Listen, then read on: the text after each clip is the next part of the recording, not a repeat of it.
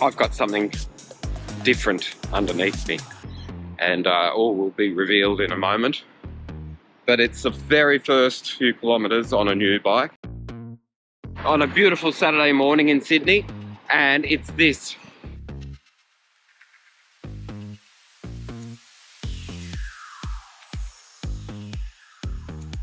That was a quick glimpse. While I adjust to it, I have to put the saddle back a little bit, and there's a lot more I'll say about it, but that's going to be coming in the next few hours, days, weeks, maybe months. Okay, Polygon Helios AX9. I'll tell you more as I learn more. Okay.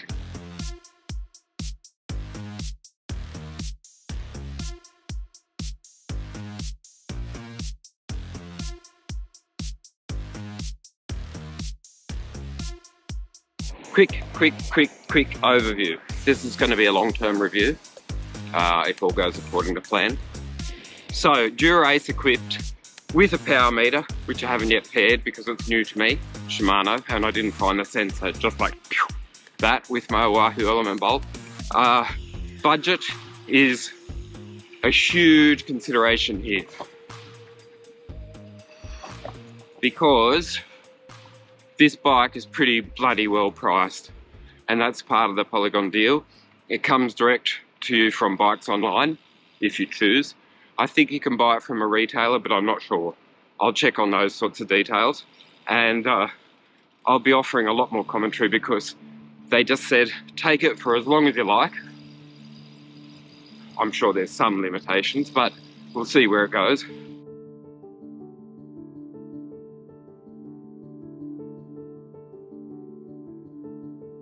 So there was the quick pit stop to adjust the saddle straight away. That's better.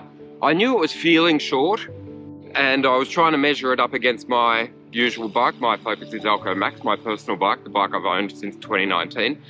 And I knew that it was feeling a bit short, but the aim today is to just try and use as many, try and give an overview of the bike as it comes out of the box, as I got it. So I'll give you the full spec in the comments below, or maybe even just there next to that drain pipe. I'll just run a list. And it includes a couple of changes to what I usually ride, okay? I'll just try and cover some basics. Number one, Shimano rather than SRAM. Dura-Ace rather than SRAM Force, as I have on my bike. Different shifting system. Took me all of 3 or 4 kilometers to adapt, because I have used it quite often before. Very different handlebars.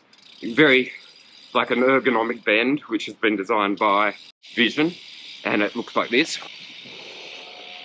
And if you know me and my bike, I have an ergonomic bend on coefficient RR handlebars, and the bend, this bit, goes exactly the opposite way. So everything feels a bit awkward. No, not awkward, just different. There's logic for the brands that are doing these little bends, and each will tell you that theirs is most efficient, but I'm used to the other way, and now I'm adapting. I might just get a couple of shots before any mud or gunk gets on this bike.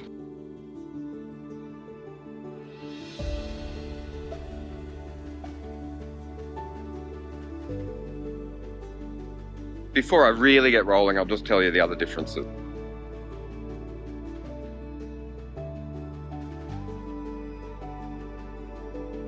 Shimano rather than SRAM, Dura-Ace, power meter that I haven't yet paired, different shaped handlebars, similar width and similar hood position. I'll show you. I'm not sure if that really shows up, but there is a tilt. I've bent them inwards as is the trend and as I've come to love. 170mm cranks rather than 172.5s. Tubeless ready wheels. I don't know if they're hookless yet because I've just pulled them out of a box and put them on the bike, but they're Schwalbe 1 tyres, not Pro ones like I've used before, so I think they're a little bit, down the scale a bit. And I'm riding with tubes. But the package did come with tubeless valves, and I thought I'll just go out with tubes and remember what it used to be like, because it's been a very long time since I've ridden that way. too early to give you any feedback. The gearing combo is this, disc brakes, and I've trimmed the fork already.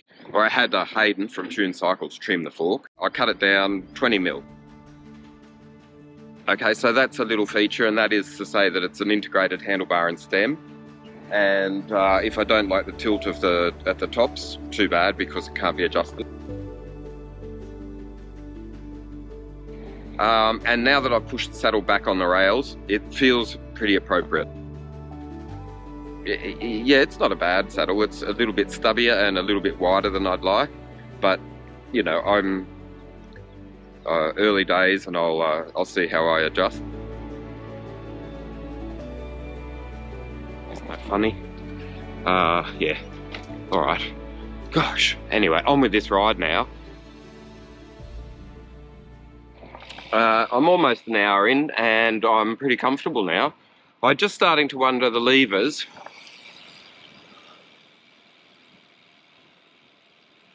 I think they should probably come up just a little, like just bring them back so that it's a more seamless join with that bend, because I just can't quite find the comfy spot. I mean, once I'm on the levers, no problem. When I'm in the drops, handlebar's fantastic.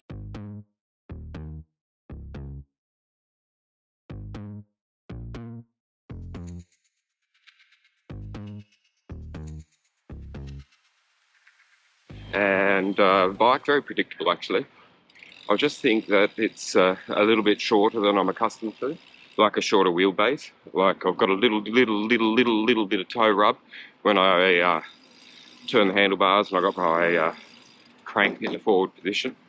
And I mean, it's not going to get you in trouble, but just be mindful when you're track standing.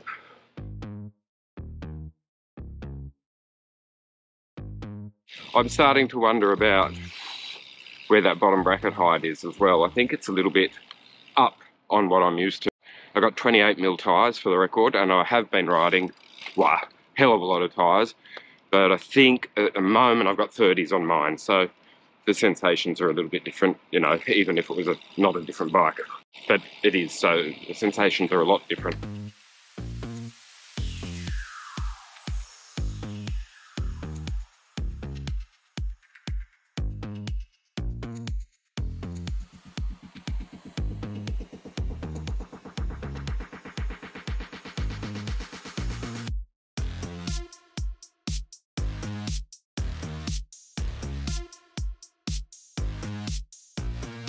Bloody quiet. It's like super quiet bike. I mean, you know, when you're pedaling and the freewheel's not ticking away like now. But also shifting super smooth. Yeah, super smooth, real nice.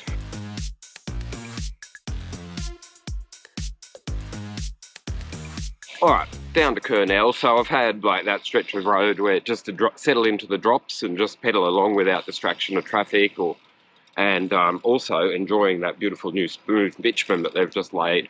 Life is good. Things are changing. Sydney is improving for the bike rider. Anyway, and you know, it doesn't take long to adapt to a new bike. Do you know how I know?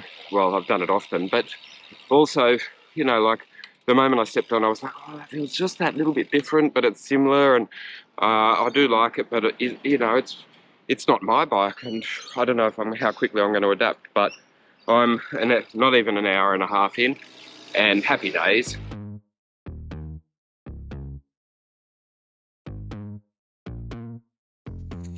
I do think the bike is shorter. I haven't done the measurements. I will at one point. It feels just that little bit shorter, but it's comfy, and I'm surprised at how little feedback there is through the saddle. It's got chromoly rails on the saddle, but it's also got that aero seat post. So, you know, there's zero give in that thing.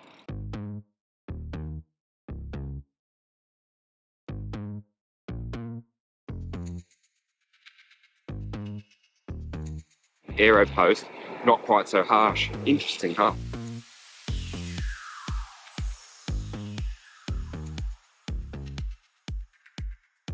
The tyres, it's hard to find the right description, but they are a little bit more cumbersome than I'm accustomed to. And I've been spoiled, like I've been riding very expensive tyres, so I was kind of anticipating it, but they just have a slightly more dead feel. Like, I think the grip's fine and everything, but they just feel clunky compared to, what have I got at the moment? Goodyear Eagle F1 Race, so they're super expensive, I think. And these, I think, are just the Schwalbe 1, and they're quite different.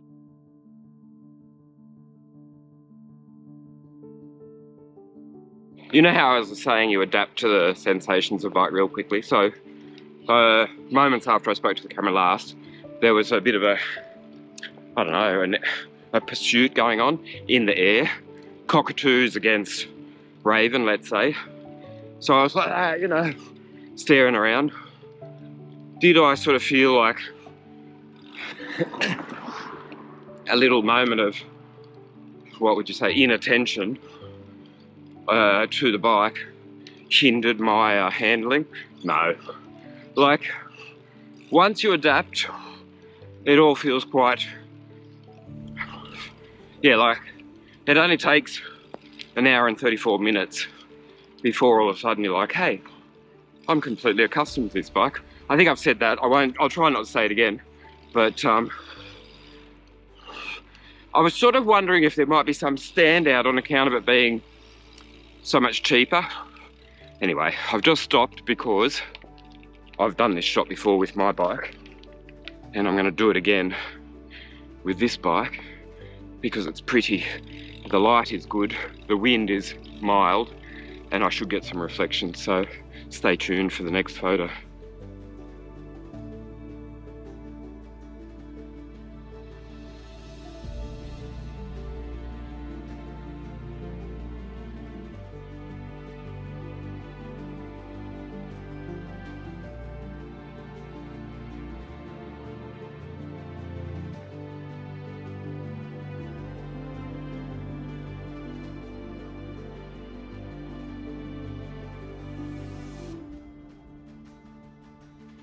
So back here, a little post-ride summary.